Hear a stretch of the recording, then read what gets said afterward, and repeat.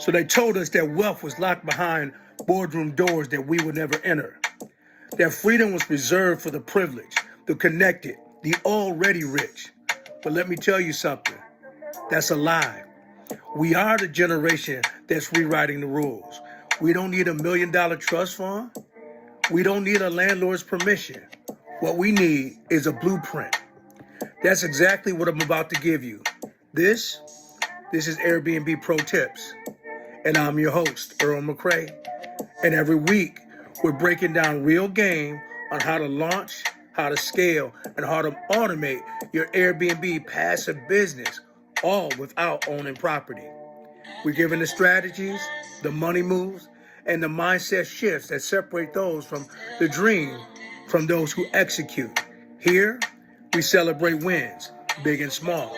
Here, we're talking to real entrepreneurs, the one who took action and they changed their lives. Here, we're giving the blueprint so you can stop watching and start building. So, if you're ready to tap into your God-given ability to turn knowledge into passive income, to create a system that works for you instead of you working for it, hey, welcome home. This is where transformation begins. This is where faith meets execution. This is where you level up your Airbnb game. This is Airbnb Pro Tips. All right. Airbnb Pro Tips. All right, guys. So we're changing the format a little bit. Normally, what we do is we do questions from the marketplace, then we do wins for the week, praise and progress, occupancy, and then we'll do Q&A and then a success story. But as we optimize, we're always looking to add a little extra to the format. So we're going to be doing some, I call it some pro tips trivia questions. Some are just cool to know. Others are like, whoa, okay, that's interesting. Okay, so let's kind of get going with this. Trivia, gonna be fun. It's gonna be informative. But this is just FYI. You may not know many of these. Okay. First of all, what is the most important factor in getting more Airbnb bookings? Is it fancy coffee mugs, great property description, high quality photos, or leaving surprise snacks for your guests? All right, guys. For those that were tricked by the last one, surprise snacks is not going to get it. You do want to have high quality photos. That buying decision is made in, I would say, an instant. They're going to look at your space, they're going to look at your competitor's space, and it's all about the photos. And if it's apples to apples, amenities to amenities, you have superior photos, they have inferior photos, you're going to get the booking. Okay. All right. Next question. Okay. What is the most commonly forgotten Airbnb amenity that guests expect? Okay. Is it a hair dryer? Is it a karaoke machine? Is it a private chef? Or is it a trampoline in the living room? You guessed it. It's the hair dryer, guys. Many guests assume that there will be one, but a lot of hosts just overlook this. Don't skimp on the little things, the obvious things. Hair dryers do make a difference. Okay, number 3. Which title will attract more bookings? All right, you got to choose between A, nice place with a bed, B, cozy downtown loft with stunning city views, C, clean, basic, nothing special, or D, is an Airbnb. What else do you need? Okay, I'm hoping that my peeps are picking this up. All right, the more engaging the titles, the more descriptive the titles, the more clicks you get. So you absolutely want to go with cozy downtown loft with stunning city views. Okay. I hope I'm reaching you guys. Okay. Next thought. What's the most important factor in getting a 5-star review? Is it having the most comfiest pillows ever? Or B, a clear, responsive communication? C, a guest book full of the best places to eat at? Or D, giving free breakfasts every morning? Ponder on that. Okay. I hope the obvious answer is being clear and responsive with your communication. Guests value communication more than anything else. So the less you communicate, the more you're gambling. The more you communicate, you're actually building in that there may be an opportunity for them to give you some grace if something's not working, the batteries go out in the smart locks, or your cleaner doesn't leave it 5-star standards, and there's some discrepancy. The more you communicate, the better your responses are going to be, and the reviews you're going to get. Okay, number 5, let's talk about this. What percentage of Airbnb travelers choose listings based on pet friendliness? Now, this is a great question. Why? Because as of right now, we haven't gotten that extra step. We haven't gotten to a pet friendly accommodation, but I hear there's a lot of upside to doing it. So here's the percentages: 10% A, 22% B, 34% C, or is it D, 50%? What does my folks think? Well, you may or may not be surprised, but it's almost 50%, but it's not quite there. It is 34%. 34% of travelers want in a space. 1/3, nearly 1/3 of travelers prioritize pet-friendly stays. What does that say? That means that we love our fur babies. We love our fur babies. And if we have an option to take them as opposed to board them, there's a lot of upside to getting into that. Okay, 6. What is the most stolen item from an Airbnb rental? Is it A, towels, B, the remote, C, the Netflix password, or D, the welcome mat? Okay, drum roll, no surprise. Towels are the number one taken items. And if you're a host, you should be doing an upcharge if those items are not there when your guest comes in and they do their turnover. Okay, we almost got our top 10. What's one thing you should never include in your listing photos? Okay, hold on. What's one thing you should never include? Let me think on this. Is it a clear view of the amenities? B, a visible street address or house number? C, a well-lit, inviting space? Or D, pictures of cute dogs just for fun? Hope this wasn't a obvious one. You want to protect your guest privacy. You don't want to put street addresses or house numbers.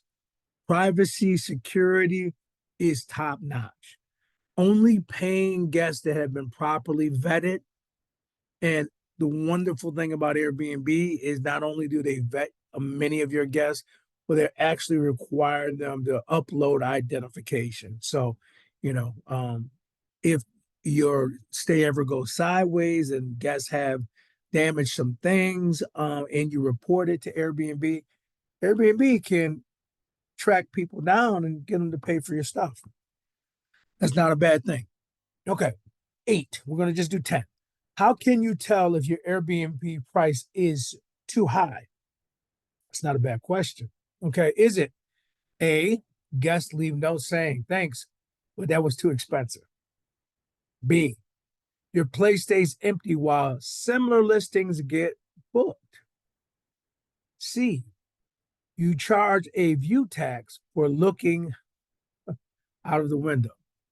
Or D, guests try to haggle over a text thread? Okay, definitely not the last one. Guests are never going to haggle over text threads. Um, um, and that's a clear indication that your price is too high. Sometimes they'll haggle over the price, and it's completely appropriate, the price. But your places are just not going to get booked, guys. Similar places, apple to apple places, they're going to get the bookings, and you're going to remain vacant. And you're going to ask the question, what am I not or am I doing? So, hope that's helpful. All right, two more. What's one way to boost Airbnb ranking in the search results? Not a bad question. Is it updating your calendar frequently? Rewriting your listings in all caps for attention? Posting memes instead of listing photos? Or offering free dancing lessons for every stay? Okay. The obvious is active listings rank higher. So update your calendar frequent. The more you go in and tweak this or change that, the more the algorithm is going to like what's going on and boost it higher in the system. All right. All right. And the last one before we shift gears. Last one was, what was the best investment you can make in your Airbnb? Is it a high quality mattress, a wall size painting of yourself, gold plated doorknobs for extra effect, or a vending machine that only accepts Bitcoin? Okay.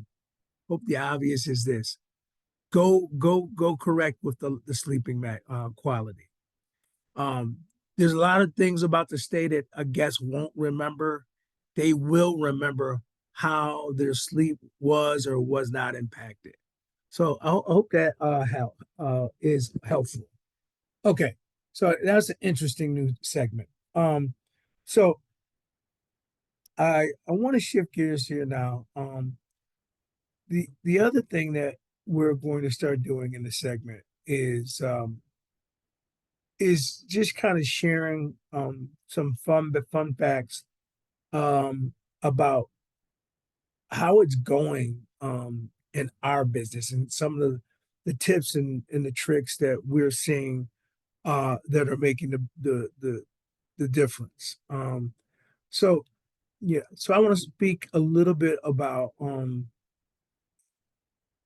interacting with guests that are so they book a night and then they let you know that they're either their calendars changed or their plans have altered, and their 3 night stay they want to get refunded for 1 night or 2 nights.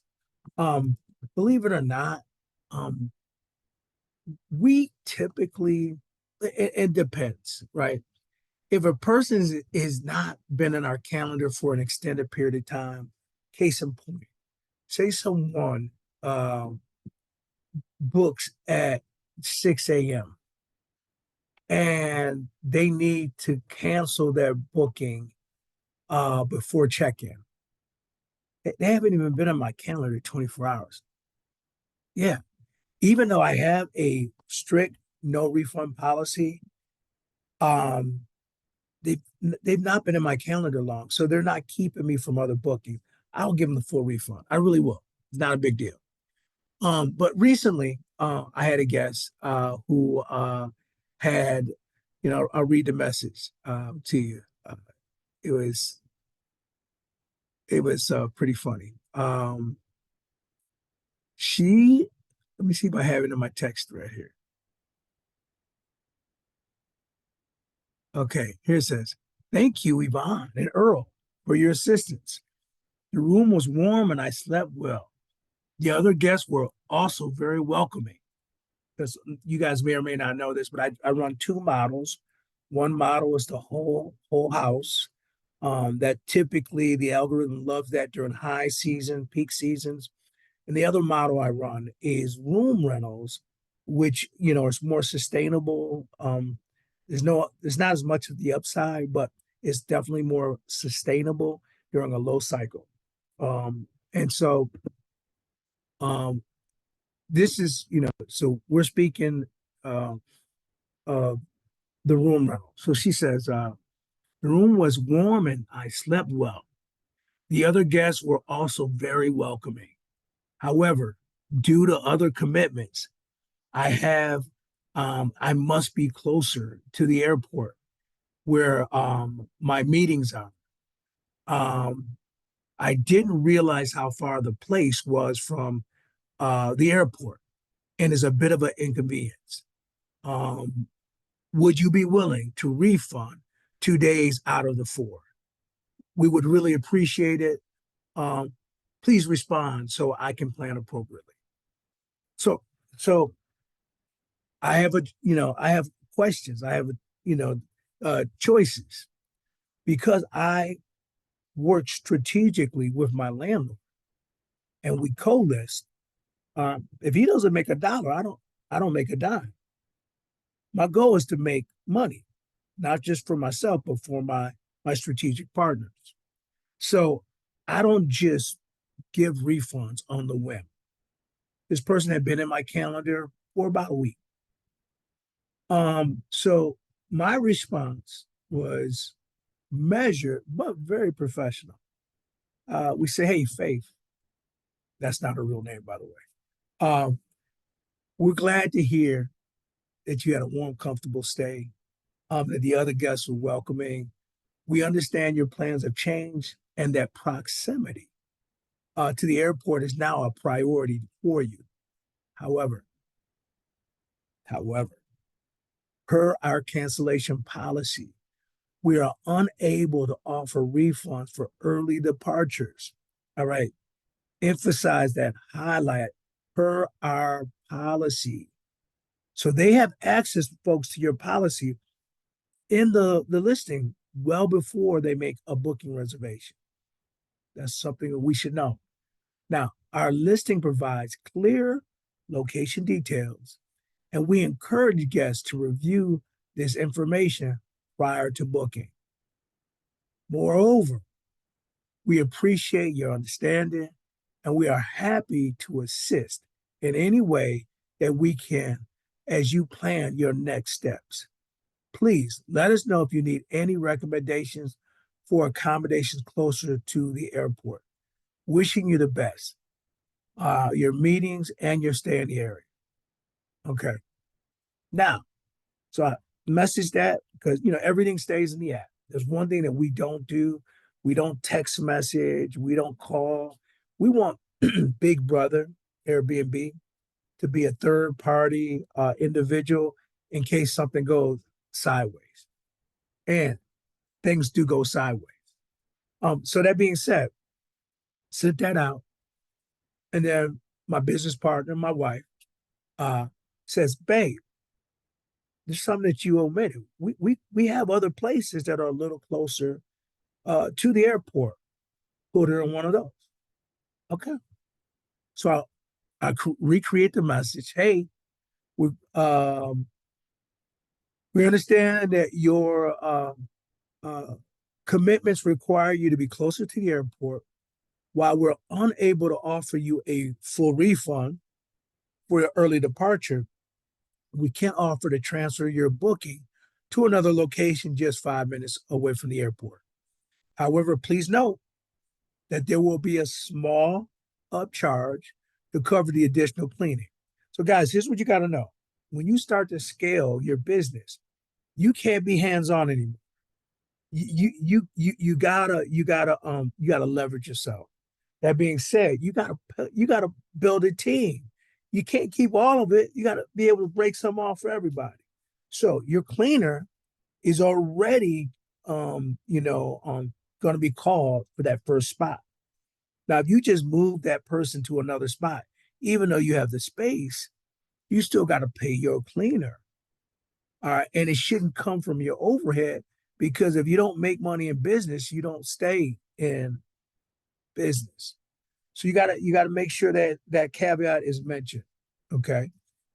So the message then is, hey, if this option works for you, let us know and we'd be happy to assist you with the transfer. Otherwise, we appreciate your understanding and we're happy to help you in any way. Um, Plan your next steps. Looking forward to a response. So fast forward, she didn't want the upcharge. She asked me a bunch of other questions that were kind of irrelevant in my opinion. And she's actually staying at the original spot. So we went through all of that just to say that be firm in your business. You're in business to make money. If people occupy your calendar any period of time, all right, they may want a refund, but that doesn't necessarily mean they're entitled to a refund. I mean, really, it's no different. If I decide to book a flight to Houston and see my best friend, and I don't pay in advance for that travel insurance rider, you know what I'm talking about, that additional upcharge that you look at like, oh, really don't want to pay another $300? Well, here's the point: if you do pay that insurance and something comes up, you are in a position. All right. And here's the wild part. And I didn't really know this, but in some of the Airbnb options, so we do strict non-refundable bookings. But the caveat is Airbnb gives folks a 10 per, or I think it's like a 10% discount. They give them a 10% discount because it is non-refundable. So Airbnb is already hedging that because we're offering people an additional amount off right off the muscle, that should allow them not to have any unhappy folks if that were to happen. All right, so I'm going to share with you, as I do a hard transition, I'm going to share with you some other things that have popped off in the business over the last couple of days. Um, Hey, Cornell, how you doing, buddy? How you doing, buddy? Good, good. Hey, I'm just going with the peeps out in social media. You know, a typical week for us, the kind of weird, crazy stuff that guests will ask of us, and how we answer it. I got a couple more, and if you want to chime in, feel free to do so. Um, all right. So another really weird thing that will happen is when you're doing the strategy we talked about before with the house rentals or with the room rentals, your guests are asked multiple ways and multiple times to pick up for themselves, to tidy the common areas. In Cornell, we do a variety of ways, right? We post things in the house. Sometimes we have the gentle reminders in the Airbnb thread. But so I had one guest who remarked that the space uh, wasn't to her expectation. So she wrote, my guest in room 3 commented, "When does the cleaner come? The house really is really need of a cleaning, especially the dining room, the living room, and the kitchen. I tried to clean the kitchen myself, but I could only find a broom. I wanted to mop it up, but I couldn't see the mop." Okay. All right. So of course I respond in a measured but very professional way. How would you respond to that, Cornell? Let me see. I would just respond and say, we expect all guests to clean up after themselves and tidy up after every use of them using dirty dishes or utilizing the common areas to clean up after themselves. being courteous and conscious that this is a shared space. That I would send out a quick reply message just over a few sentences, like a sentences I just said with that. And that's pretty much it. We usually have cleaning supplies and stuff underneath the sink in the kitchens, or same thing in the bathrooms for guests to use. But some guests just don't tidy up after themselves either. So Yeah, no, that's perfect. yeah, So I'll piggyback on what Cornell said. I did something similar. Here's what I actually did. I had two messages. One went out to the guest that was questioning the level of standard, the level of excellence. And then another message went out to the other guests, the three other guests that's in the house. So here's what I said. I said, she was asking them when the cleaner shows up. So I said, our cleaner is scheduled to arrive Saturday morning. Now, she doesn't know that the only reason that the cleaner's arriving Saturday morning, Cornell, is because of what? what they cleaned another room? Because someone's checking out Friday. Yeah, yeah. So yeah, So the cleaner wasn't there being responsive to her, but yeah, I just crafted the conversations to give her that illusion. yeah. Okay. So our cleaner is scheduled to arrive Saturday morning. Thank you for the heads up. The mop is hanging in the basement hallway if it's needed. I'll also send a group reminder to all of the guests about keeping the space tidy. Please note. Now this is the pro tip right here, Cornell. Please note, we do not. I repeat, we do not provide weekly housekeeping. This allows us to keep our rates affordable for everyone. Let me know if you have any questions. Cornell, why is this so important for the people out in social media to know this little pro tip? Wow, because it's important because like that's exactly what we offer and this shared space, professional shared space. That's why the room spaces are affordable, right? Because we would like for all our professionals to clean up after themselves, and then like you said, you have the mop hanging in the basement hallway. You have that for them ready to use just in case you want to clean up after themselves. But by this being affordable, that's a light bulb right there saying this is affordable space. We expect people to clean up after themselves. So Right. so yeah, I mean, right there, it's affordable for that reason, right? So what's crazy, and I wasn't really gonna go down this rabbit hole, but I will. For our people out there, it's important for you to understand that you compete in the space in really four primary ways. The first one you can compete is become a super host. That will give you an advantage because the algorithm will boost your stuff towards page one. And some people, Cornell, tell me if you've heard this. Some people, when they go to book a place, they put in a filter that says superhost only Oh wow. because they just don't want any drama. Yep. So that's one way you compete. The second way that you can compete is when you get the designation of guest favorites. Now, Cornell, I'm sure you probably have one or two places guest favorites. Yep. Yep. Okay. Guest favorites basically means that you've gone out and in your first 90 days, you were able to generate, I think the magic number is before you get a rating, before you got to have at least 5 positive reviews before you get your rating. So to get a guest favorite in 90 days, you've racked up enough positive reviews. And the algorithm will recognize it. Now, here's the crazy thing, Cornell. Some guests, not all, but some guests, if they have a bad experience in your place, they won't even give you a review. Yeah. Some guests, even if they have a good experience, they don't give you a review. Yeah. But Yep. that's neither here or there. So my point is, to compete, you got to look at the factors. Now, here's the third factor.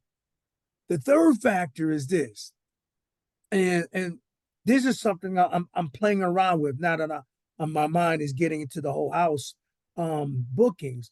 Is you compete on amenities. What am I Yes. talking about?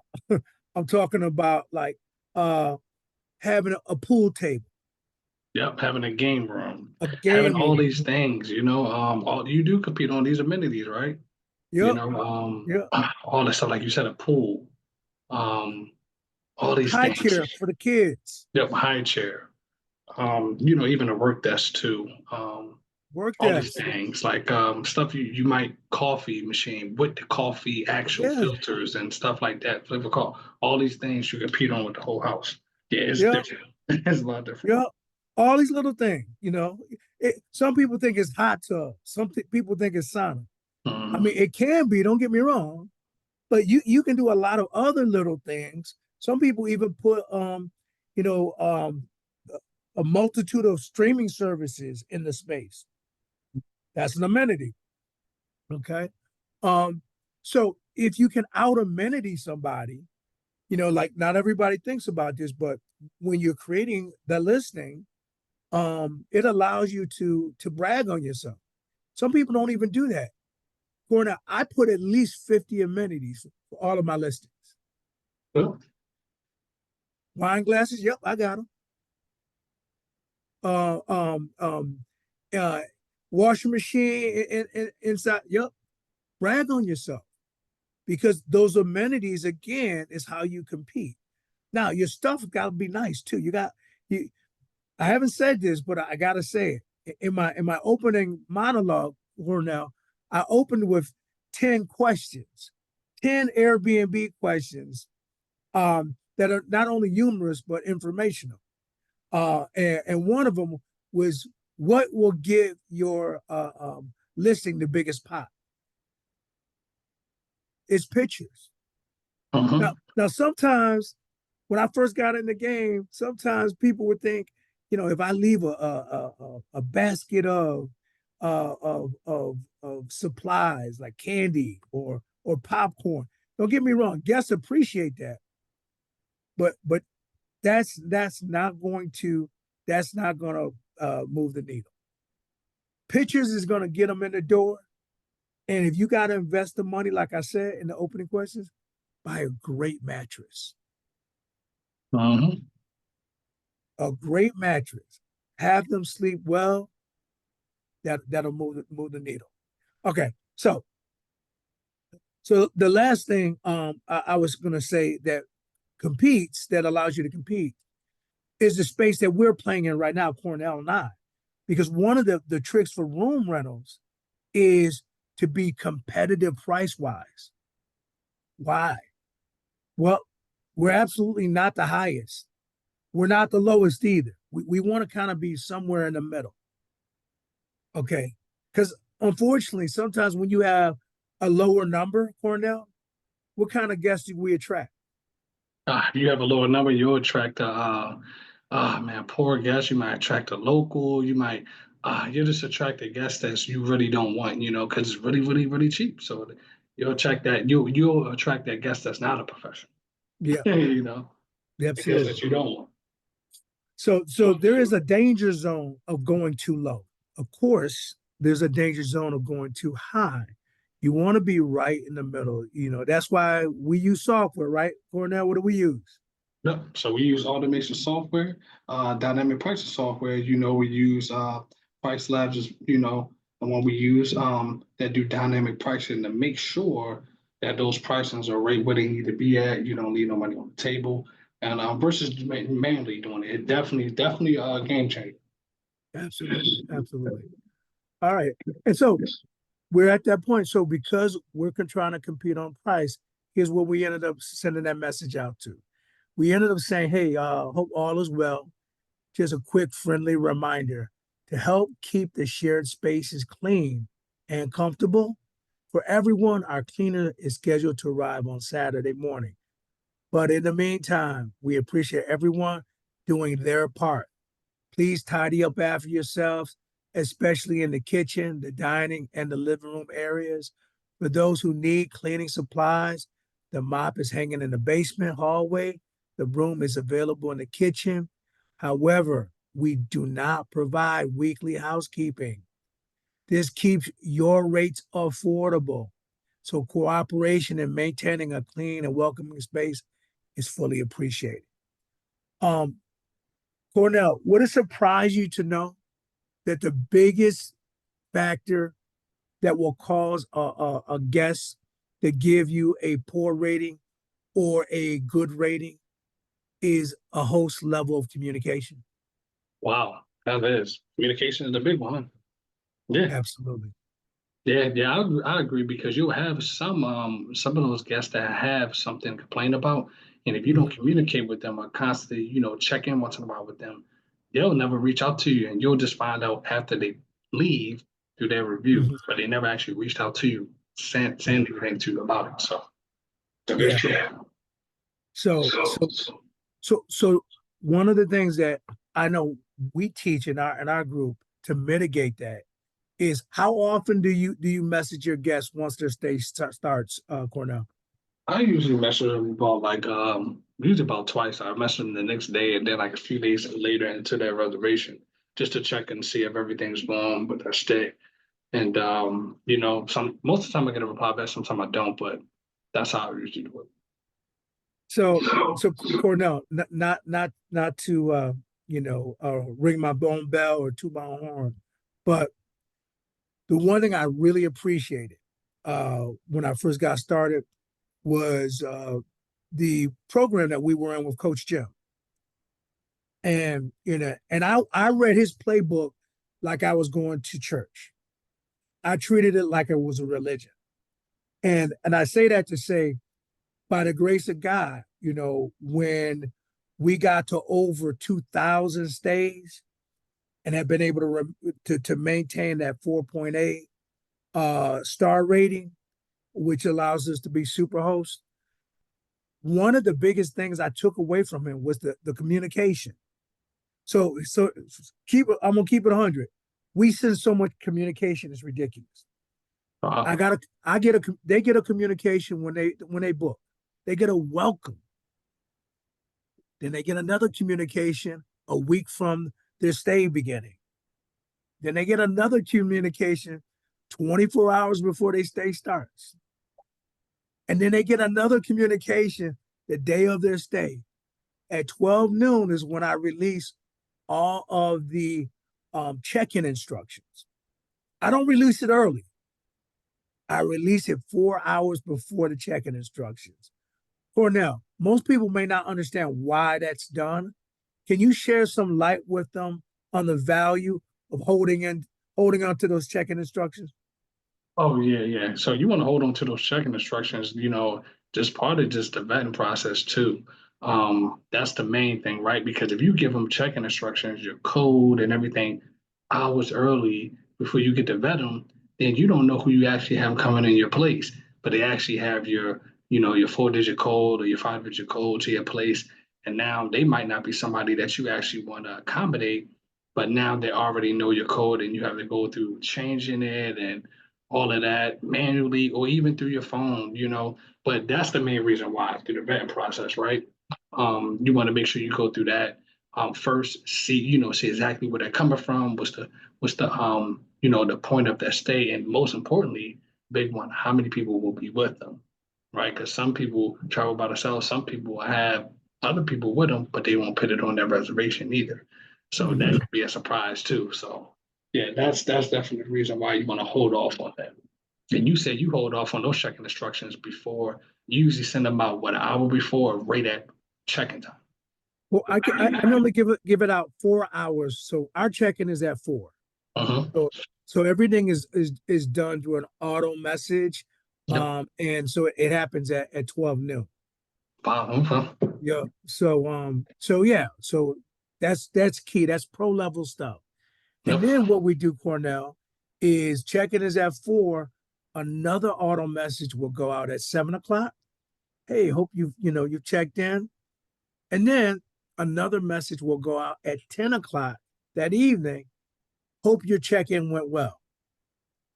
And then The next morning, another message will go out at 7 a.m. Wow. Hope you slept well. Is there anything that can make your stay a little bit more, enjoyable? Mhm. We over message. We over message for just a simple reason. If someone has a stay and is going sideways, and they don't, disclose, they don't share. Um, um, Me and customer support, man, we talk to each other so much. We're on a first name basis. And I'll basically say, customer support, can you do me a personal favor? I know I got to give you authorization to read our text thread between me and my guests. Please, I'm giving you that authorization right now. Please go through and read it. And don't read it.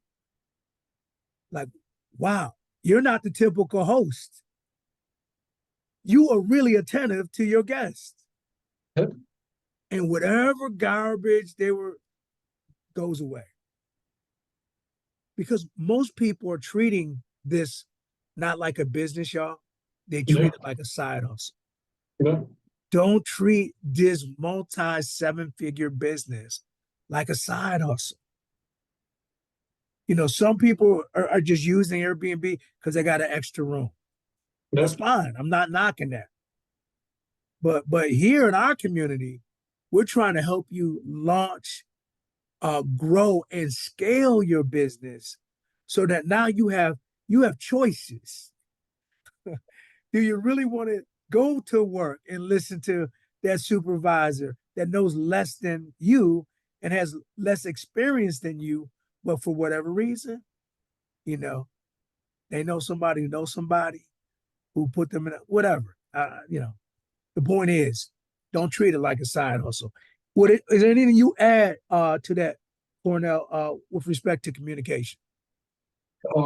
Yeah, I agree. One thing I want to add is that with communication, just like you said, when you give them authorization to go through your thread and they see that you're communicating back and forth with your guests, they know that, okay, if you have any problem, but you got proof right here through thread, message and thread documentation that, hey, you try to solve, you try to work with them, that always helps with your hand if anything happens between you and a guest. And just like you're right, you treat it like a business because this could be a multi-seven-figure business that you can scale and grow and scale and scale. Like we said before in previous calls, you as a person at your job, you're just there by yourself. You only can be in one place at one time, but your resources and your money and assets can be in multiple places at one time.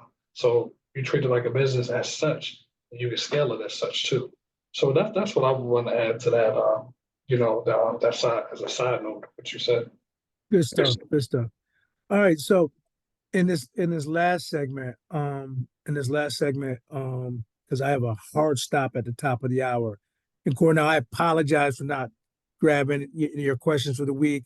You weren't on at the top of the hour, so we kind of went in a different direction. But having said that, I do want to create some time because you will get an occasional bad review. Yeah. And so, Cornell, I mean, before I share my story, can you share any stories? But more importantly, your response. How do you respond to a bad review? Oh, you know what?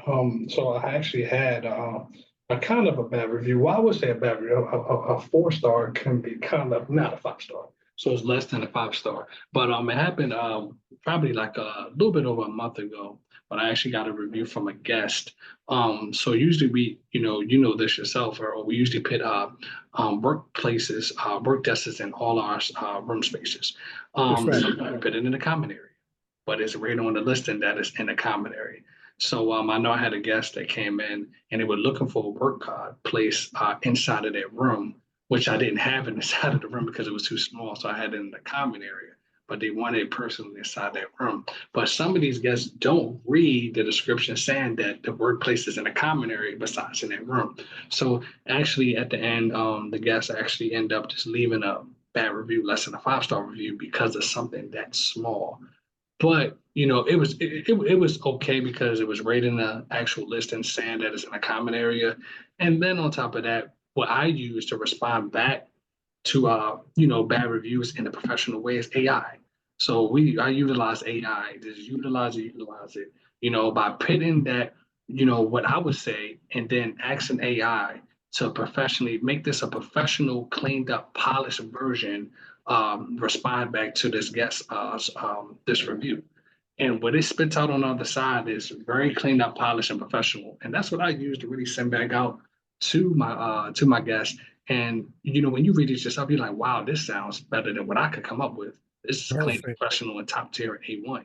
So it's like Perfect. that's exactly what I use to actually respond back to them. And it saves a lot of time for you having to think yourself because it comes up with that cleaned up, polished version of what you originally had. I Yep. love it. I love it. And so let me give a real practical example of what Cornell said. He and I use similar AI. So I had a guest who leave me a 4-star review, and this is what the person said. Uh, um, um, this house provides an inexpensive youth hostel experience.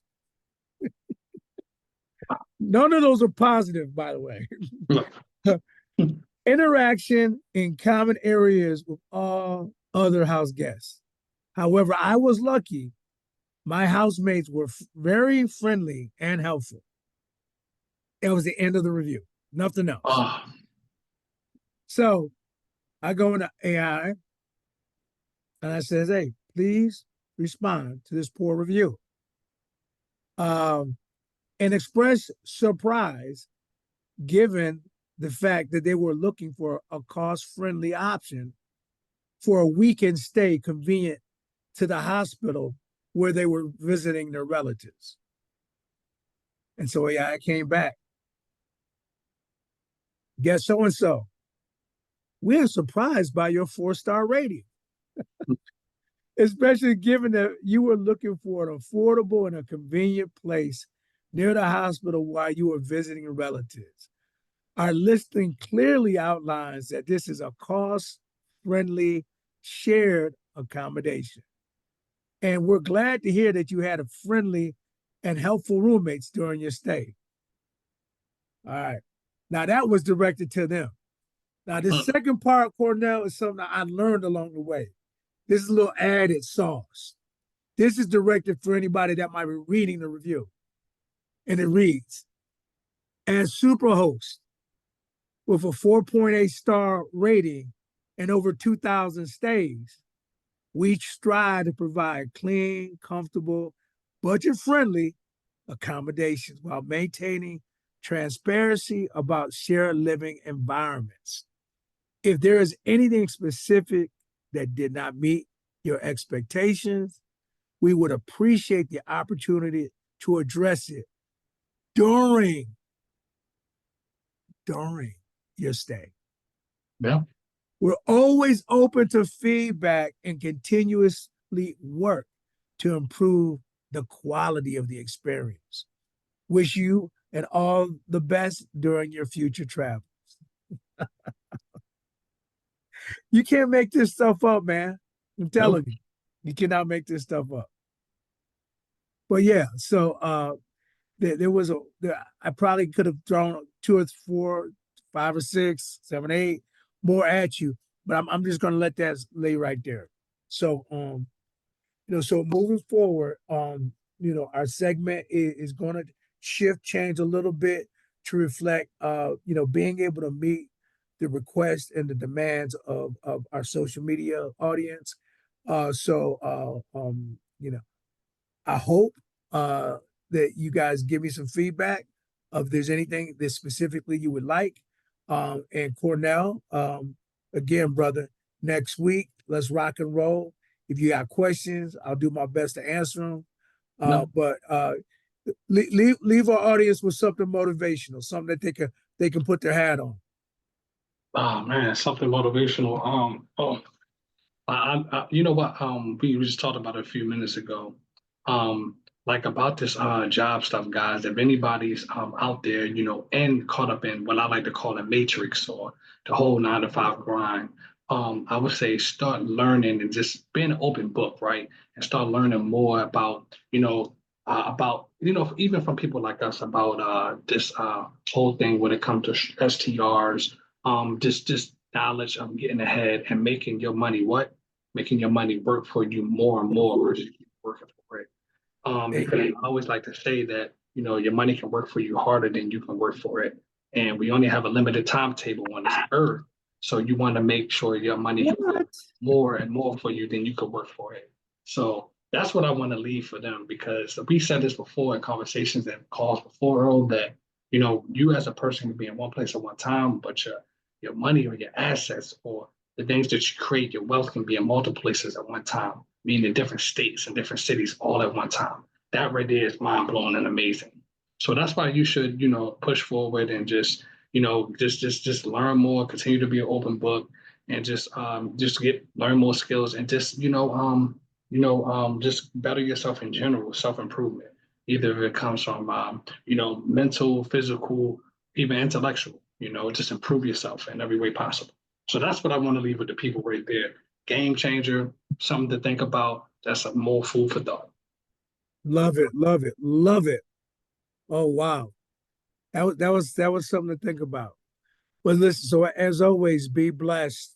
But more importantly, Be a blessing. be a blessing. Take care, everybody. Bye-bye. Take care.